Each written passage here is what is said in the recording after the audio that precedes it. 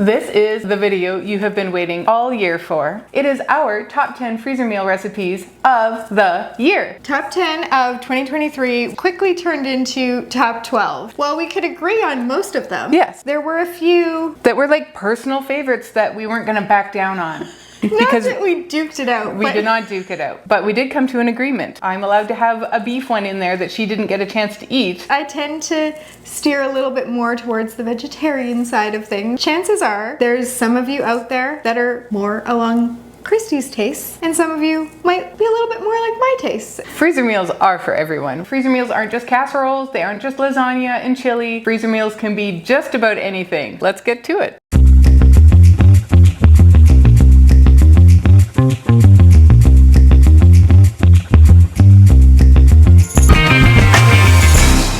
This year, we invented so many amazing new recipes. Culinarily, this was probably my favorite year. We absolutely blossomed this year for interesting things that we could make into freezer meals. And Charlotte is a whiz at it. She is very good at going to a restaurant, for example, and coming home and breaking it down and figuring out how to freezer mealize it. Because that's a word that we made up. And sometimes you need to, right? Because not everything you can just throw into the freezer. I feel like the other thing that was different about this year is we took more risks. We were willing to have more fails in order to have more successes. Nasty goreng. You shouldn't have said anything because now we're probably not going to even try it. Watch, we'll have it and we'll love it. So for those of you who don't know, I'm Charla. And I'm Christy. And we are neighbors and besties and freezer meal experts because we have been doing freezer meals on our own for, I think I'm about 20 years now. Together, we've been getting together every 3 months to make 3 months worth of freezer meals for both of our families for almost 12 years. Yes. The last time that we did this, when we got together and did our big, we call them mega sessions. So we did our mega session. I'll pop a video for that right there. We did some experiments. When we tried the nasi goreng, one of my kids nicknamed it nasty goreng. It's an Indonesian dish, but Dutch people love it. I think it has to do with maybe some colonialism in the past. A lot of the Dutch families that we know, like and the one that you're married to, yes, grew up using a little packet from the grocery store that you would buy at the Dutch store, yes, to make their nasi goreng. So we wanted to do it without the package. I read up a lot about it and I did some research and we made one. It froze fine and it thawed and cooked fine. But the flavors were not the best, and I think that we should have cut down on the fish sauce. Now that I really kind of analyze it, I will try to invent a nasi goreng recipe that is palatable and doesn't get nicknamed nasty goreng.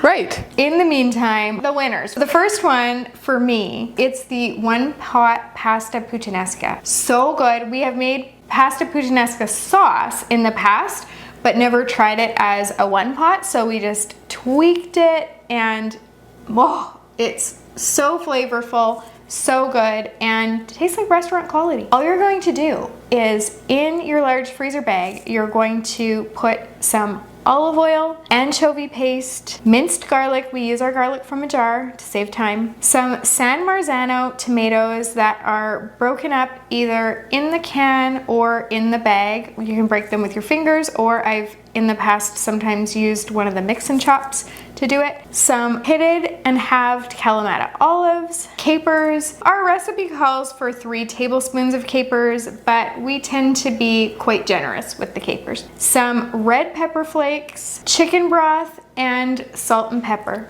You're going to get all of the air that you can out of your bag, seal it, freeze it. On the day you go to cook this, you actually are going to cook your spaghetti noodles right up in the sauce. So less dishes, we love that about one pot. Those noodles actually soak up and absorb some of those amazing flavors from the San Marzano tomatoes and the anchovy paste, and all of it goes in there and is so delicious. So you're just gonna thaw it, cook this in a stovetop pot with the spaghetti. I like to serve it with a sprinkling of Parmesan cheese and red pepper flakes, because the spicier the better. And it is so flavorful. It is really, really delicious. The only reason that it hasn't made my top 10, I overcooked mine. Mine was a little sticky and it was a me problem, not a recipe problem. You can find the recipes in the description below. You aren't going to believe what we have for you planned that you will find out at the end of this video, but I'll give you a little bit of a sneak peek or a hint.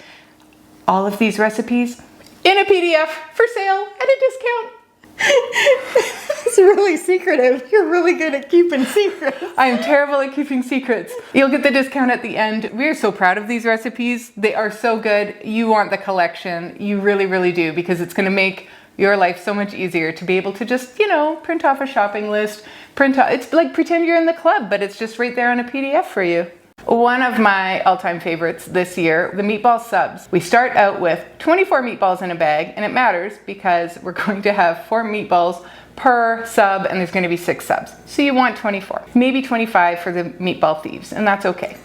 You're going to put those in your bag. You're going to add garlic and herb seasoning, a jar of spaghetti sauce, or if you're in the club, this was so good with the red sauce that is available in the club. It's a club exclusive. We're going to add some shredded mozzarella cheese into a smaller bag. We're going to seal those up. For the buns, you could use like a hoagie bun or a sub bun. For the club, we recommend that you use a baguette and you slice it in half, cut it into thirds, and then you can open it up and spread some wonderful garlic butter right on it. You can close them back up and put them into freezer bags and put them right into your freezer so that when you go to make your meatballs, your buns are also there and they're ready to go. On the day of cooking, you're going to thaw it. It's nicest to just do your meatballs right in the slow cooker, let them have a couple of hours on low, because we use pre-cooked from Costco because they're great. Why wouldn't we? We're going to get them all nice and ready to go.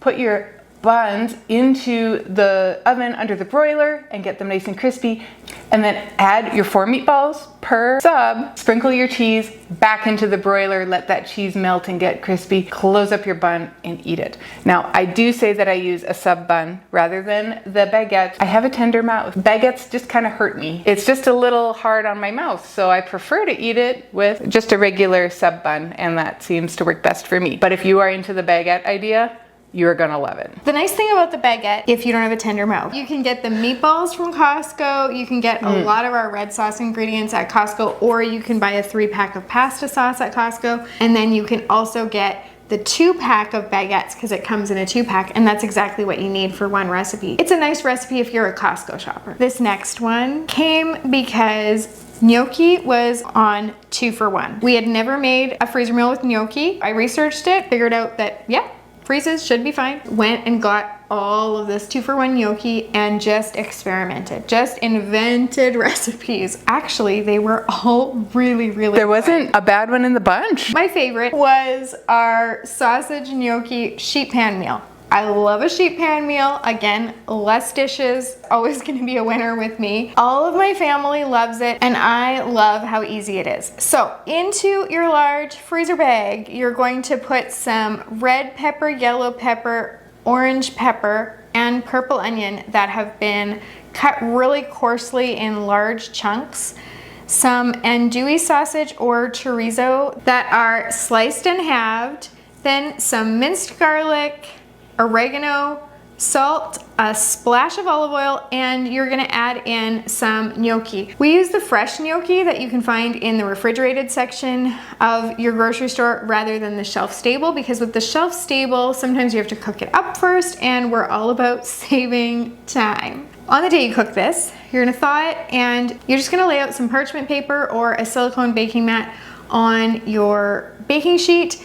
Dump the bag contents right on there and put this in the oven. It all cooks up together. It's all ready at exactly the same time. And because you've got your potato gnocchi, your sausage, and your vegetables, this is a complete meal. Now, if you want to get fancy, which I did last time we had this, which was just last week, you can drizzle some balsamic reduction and Parmesan cheese when it's done. And it just very kind of fancy elevates it. And I happen to have 3 different flavors of balsamic reduction in my pantry. Of course you do. Because I do. Once you are that person, now you get I know I've given you olive oil and different balsamic vinegars for birthday presents before, because once you're that person, that's the kind of stuff that you get.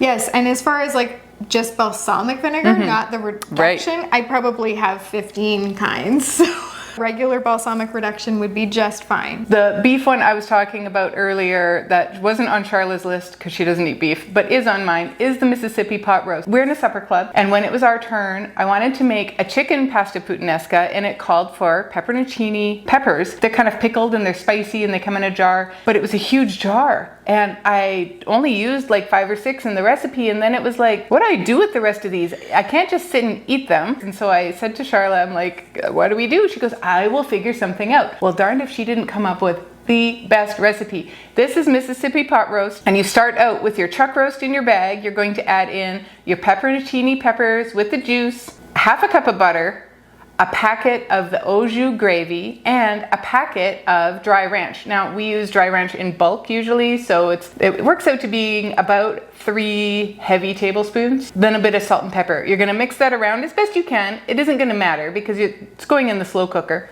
Get all your excess air out, you seal it and freeze it. On the day of cooking, it's gotta be thawed. You get it into your slow cooker. This is probably when you could do in an Instant Pot for all you Instant Pot people. And you cook it up and then you shred it. Now, my first instinct was to actually serve this on a bun, but we prefer to have it with mashed potatoes, and then the gravy goes on nice, and the flavor is just outrageous. So when we first posted this one a long time ago this year, people started saying, you know, you can do it with chicken too. So we did. There is also a recipe for the chicken, Mississippi chicken. And so you've had a chance to try that. And it's flavorful. Yeah, my husband loved the chicken one and the beef one because he does eat beef.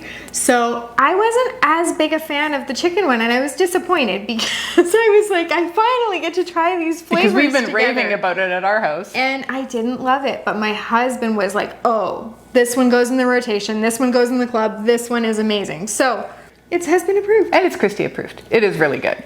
This next one is so different, and it was on both of our lists because it's so good. So this is our spinach artichoke quesadillas. When we first made them, she thought it up. We were like, this is club worthy. Like, we hardly had any in the freezer because we just ate them. And we love being able to have it for lunches because you can just take out 1 or 2 at a time. So it's perfect for that. We both work from home. On those days, we can just, you know, sometimes I have leftovers for lunch, but it really is nice to have something if you don't have leftovers. And with a large family, leftovers are sometimes hard to come by. They are. They are so healthy and fresh tasting. That's the other thing I love about them. And the mixture as you're making it, so colorful that you know it's healthy. Okay. You're going to mix together in a bowl. Now this is one where you are going to have to dirty a bowl and do some dishes. I'm really sorry about that, but the taste is gonna make it worth it for you. In a bowl, you're gonna mix together some artichoke hearts that are drained and chopped, some chopped fresh spinach, diced red pepper, minced garlic, mozzarella or Monterey Jack cheese that's shredded, a bit of Parmesan, some salt and pepper, and some red chili flakes. Once you've got that all mixed together, you're going to put about a half a cup onto half of a tortilla. You're gonna fold it over, and then you're gonna place that in a single layer on a baking sheet. This step is extremely important, and I'll tell you why in just a second here. You're going to repeat this until all your filling is gone, and then you're going to freeze those baking sheets flat.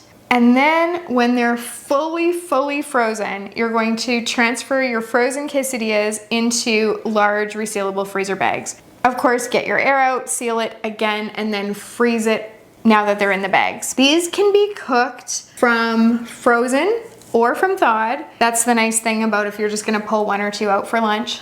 They can cook up in a skillet and then flip them over halfway. Or if you're cooking a whole bunch at once, then you're gonna wanna cook them on a baking sheet in the oven. The reason I was saying that you need to freeze them flat and make sure they're fully frozen before you transfer them into your freezer bag is that One of the times that we made these, it was during one of our mega sessions. We were in such a hurry to make space in the freezer that we did not allow them to fully freeze. We transferred them and they stuck together. They stuck together. There was just enough moisture content that it was almost gluey. Like it was not good. It was not good. Freeze, freeze, freeze. When you take them out, separate them before you let them thaw. These quesadillas are so flavorful that you actually don't even need any kind of salsa or sour cream or anything for dipping. They really hold their own. Chicken satay is very popular at my house. I love it. I know that my son loved it really, really well. We were planning our next mega session, this last one that we had. And so I always, I poll my family and say, what would you like? And he said, the chicken with the peanut butter. He meant chicken satay. It has the peanut sauce. Oh my goodness. Oh my goodness. This is one that requires a little bit more work on the day that you go to assemble it. Mm-hmm. It's not just dump everything in the bag. They're skewers, right? But we're not going to put the skewers in the bag because you get holes in the bag. So we're going to just put the chicken strips right into the bag and then skewer them on the day that we go to cook them. It's worth it. In our bag, we're going to start out with our 4 chicken breasts that we have sliced into long, thin strips. In a pot, we're going to combine a little bit of oil, some garlic, Thai seasoning, and chicken broth. We're going to put that on the stovetop and bring it to a boil and boil for about 1 minute. We are going to remove it from the heat. In a separate bowl, we're going to mix together some brown sugar and peanut butter. Now, there's a lot of peanut butter here. We're going to mix those two together. And then we're going to whisk in the hot chicken broth mixture. Then we're going to mix in some lemon juice, some sesame oil, and some soy sauce.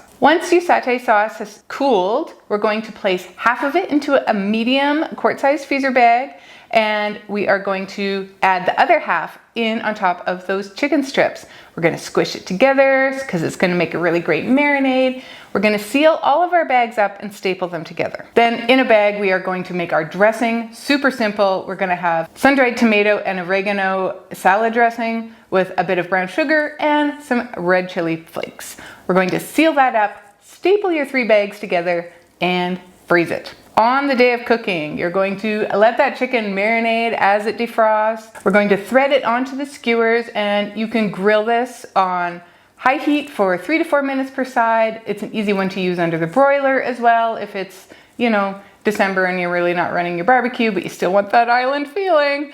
To serve, you're going to place your rice in a lettuce leaf and pour on a bit of the dressing. You're going to add your chicken and serve with extra satay sauce for dipping and pouring over chicken if desired. This one pot Cajun chicken pasta is one we definitely both could agree on. Definitely top 10 worthy.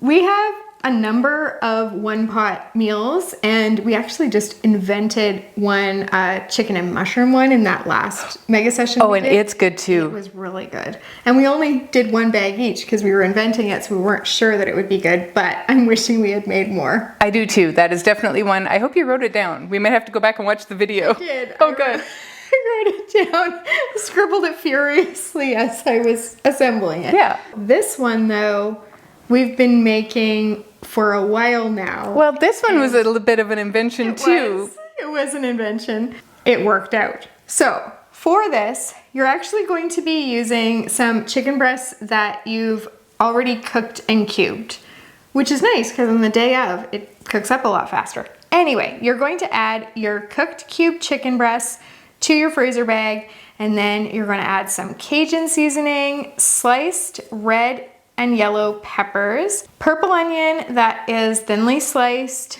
some minced garlic, chicken broth, diced tomatoes with spicy red pepper. I had some of those in my pantry, and that's kind of how this recipe got invented. Some heavy cream or whipping cream, cream cheese that is cubed, parsley, salt, and pepper. So there's an awful lot going on in your freezer bag here. Now, because there's so many ingredients, it can be quite a thick bag. So if you prefer, you can just make a note on the bag to add the chicken broth on the day of serving, or you can add it now. Either way. You're gonna get this in your freezer. On the day you go to cook this, you thaw it, put it in a large stovetop pot or a deep skillet, bring it to a boil, and then you're gonna add some penne pasta and the penne cooks right up inside the sauce. And again, it absorbs some of the flavors from it. It is so, so good. You're just going to continue to cook that, stir it here and there until the pasta is how you like it. Some people like their pasta a little more al dente and some people like it a little more done. Then of course, if you've followed me a while, you know where I'm going. We're gonna sprinkle it with some Parmesan cheese and red pepper flakes. This Moroccan chickpea stew is definitely so flavorful, so delicious, and oddly enough, it's a breakfast. Charlotte found it at a restaurant and it came with eggs on it if you wanted. And so you could have this for breakfast. We usually have it for supper. My husband has had it with eggs because when we were in the restaurant, he ordered it as it was meant to be. And you know that it's going to be healthy because there's going to be so much color in it. Charlotte will attest that it is. And it is. You listen here. It is so good. In our bag, we're going to add a chopped onion, some minced garlic, some chickpeas that have been rinsed and drained. Now, 1 to 2 sweet potatoes that are peeled and cubed. Some people ask us sometimes, like, what size of sweet potato? You know, it's just kind of average. Like, there's a small sweet potato, a medium, and then there's sometimes giant ones. Go with your heart on this one. It's pretty forgiving, and if it feels like it's the right amount of sweet potato, it's totally fine. Or if it's a small sweet potato, you add 2 of them. If it's giant, you only do 1, you know? We're going to add in some diced tomatoes, some pitted Kalamata olives, some vegetable broth, a little bit of brown sugar, cumin, curry powder, paprika, cinnamon, turmeric, and cayenne pepper. If you want it spicy, you add a little more cayenne pepper. Otherwise, it's just 1/4 teaspoon and it is the perfect amount. And of course, some salt and pepper. You're going to remove the excess air, seal and freeze. On the day of cooking, this is a nice one to do on your stovetop. You could do it in your slow cooker. It is just homey and warm and you want to cook it long enough to just get those flavors melding and your sweet potato to be soft, and enjoy. It's so good. It is very healthy. Maybe we're just really excited about this one because it's so fresh in our minds because it did come from that last mega session.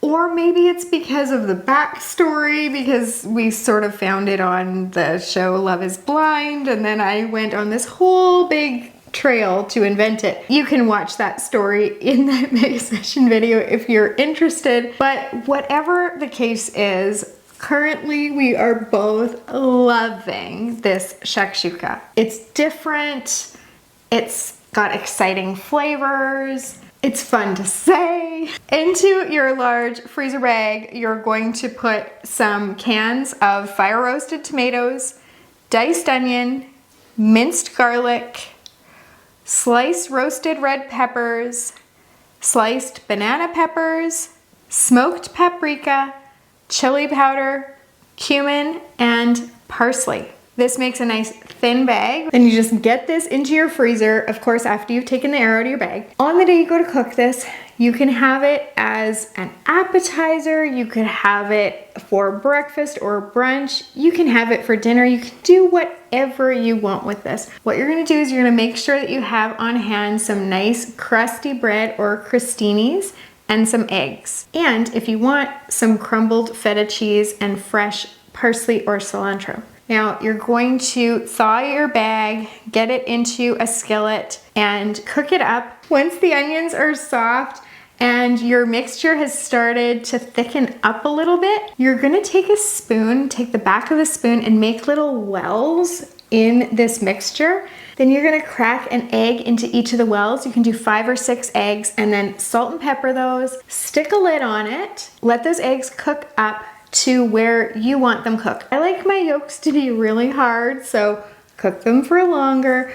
And if you like the soft yolk, so that when you cut into it, it just goes into the tomato mixture, you can cook them soft, whatever you want. Now you're going to top this with some crumbled feta and your chopped parsley or cilantro if you want. And then you're gonna serve it with that crusty bread or crostinis so that you can scoop up the sauce and scoop up that egg yolk if you like the runny eggs. It is just so good. It is so good. And when I made mine, it was okay to have like the crusty bread because it gets soft in in the sauce as you're dipping it. It wasn't hurt so your bad. mouth. It doesn't hurt my mouth. It is delicious. The flavors are kind of unique. The whole concept is unique. Especially as a breakfast. Yes. Right? Now I want to go eat breakfast in all the other countries in the world because it's so different than what we would do in North America, right? There is such a good breakfast restaurant. It started in Calgary and then they opened locations in Calgary and Edmonton. It's called Bro Kin Yoke. Like bro as in brothers, kin as in Is it siblings. K-I-N or K-E-N? K-I-N. Okay. It's a clever name because it's a breakfast restaurant. Totally. And they have this one breakfast that I guess they ate growing up, and it's just like the strangest combination of things, and it's on their menu. They also have a chicken, like a fried chicken sandwich that is so good. You can get little quarter waffles as like an appetizer. Oh, cute. And they have different sauces. They've got this white chocolate lavender sauce that's actually really good on the waffles. None of that appeals to me, but I think I would try it because it's so different. When I was growing up, my mom would make a white sauce for waffles. And she would stand at the stove forever and stir this white sauce. I have since researched it, and it's an Amish thing.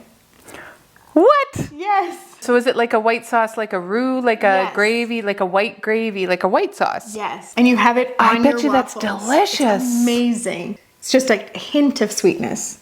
So I'd like to find a good recipe for that. The white chocolate lavender sauce isn't exactly it, but it's white and it kind of... It reminded you. Yes. It gave you that nostalgic feel. Try it out if you're ever in Edmonton or Calgary, Alberta.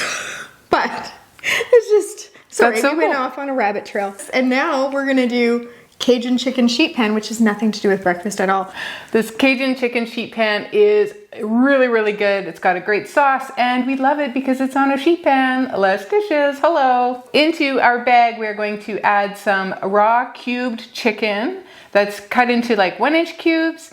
We're going to add some snow peas and some cashews, and then we're gonna seal that bag up. And in another bag, we're going to put our vegetables. So this is gonna have some yellow peppers, red peppers, orange peppers, and some purple onion chunks, all coarsely chopped. That's going to be it for that bag. In a bowl, we are going to make the sauce. We're going to add together soy sauce, rice wine vinegar, sesame oil, minced garlic, and some grated ginger. Now we use squeezy tube ginger here, but you can use fresh grated if you like. Mix that together and then divide it. Half with the veggies, half with the chicken, and then get all the excess air, seal those up and staple them together.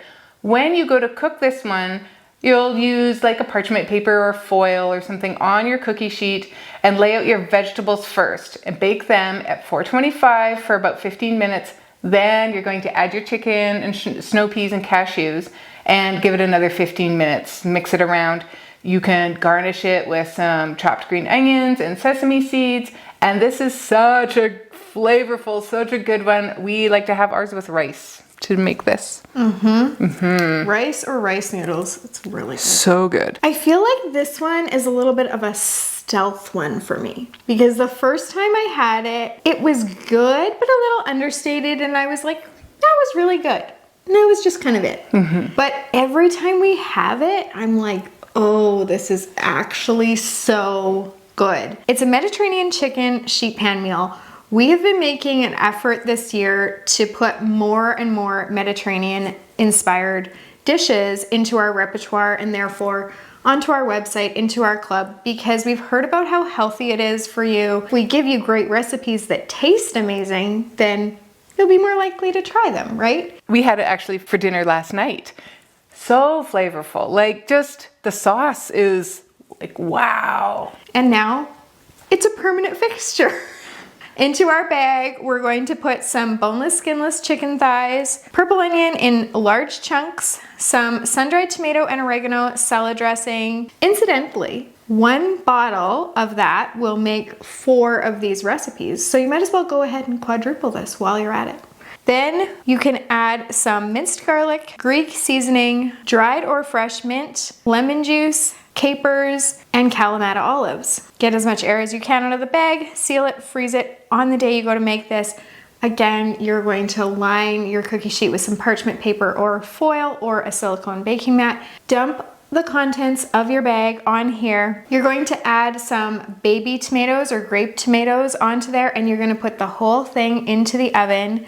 You're gonna bake it for 25 minutes, and then you're gonna sprinkle it with some crumbled feta cheese and broil it for 2 or 3 minutes for that cheese to crisp up and everything to kind of get a bit of almost a char, not quite a char. Caramelization. Caramelization. A little bit of color.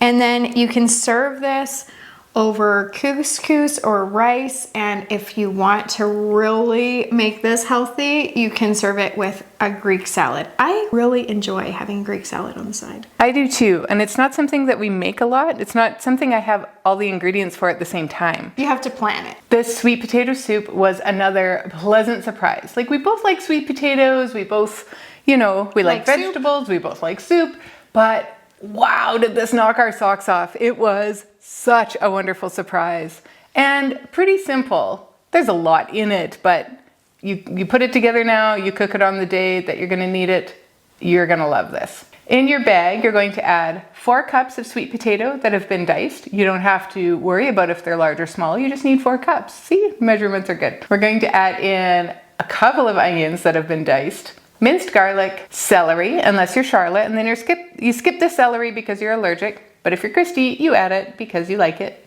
You're going to add in a red bell pepper that has been diced, some olive oil, paprika, turmeric, cinnamon, cayenne, and a bay leaf.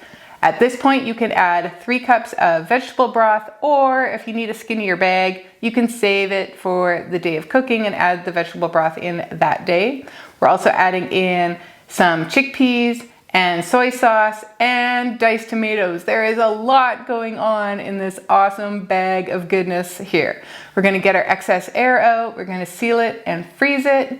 On the day of cooking, we're going to bring it to a low boil and then turn it down for a simmer and give it a good 20 minutes in a large pot. At the end, you can add in a 1/4 cup of chopped fresh basil and cook it for another 5 minutes, or just sprinkle some basil seasoning on if you don't have any fresh. Oh my goodness, it's so good. Who would have thought that a soup would make our top 10 or top 12 video? We did have corn chowder soup in our last top 10 video. This kind of makes the corn chowder look like a little second tier. Yes. The vegetables and the fact that there's 2 whole onions in here. It is, I don't even know what my favorite flavor is. It's the lemon and the juice turmeric and and the cinnamon and the, yes. I know. Can you tell that we love it? Yes, it is so good and so good for you. I would have it with a bun. And I'm fine eating it on its own. That is our top. It was an attempt to do top 10, but we just could not. We just couldn't. It was just too good. And I'm really hoping that next year, 2024, is even better on our culinary journey for freezer meals. And we can bring you better and better recipes. And together, you, us, we're gonna nail this thing. Now, I know that you have stuck with us all year, and if you're new here, we are so grateful. We are so glad that everybody here is watching today and is learning about freezer meals. We love freezer meals. We think freezer meals are for everybody. And if you think that these recipes sound great, well, here is something for you. If you use the code BESTOF23 and look down below in the description, you will find a link. It'll take you to our store where you can purchase a PDF of all of these 12 recipes with a discounted price if you use the code BESTOF23. And you get, because you can get these recipes below, but in the PDF, you get the shopping list and the prep list and the printable labels with the cooking instructions. So it's an easy way to be able to make these and take all the guesswork out of it. Go and check that out. The link is in the description below. We are really, really excited about next year. We hope you'll be joining us on that journey. Thank you for watching today and happy cooking. And Happy New Year.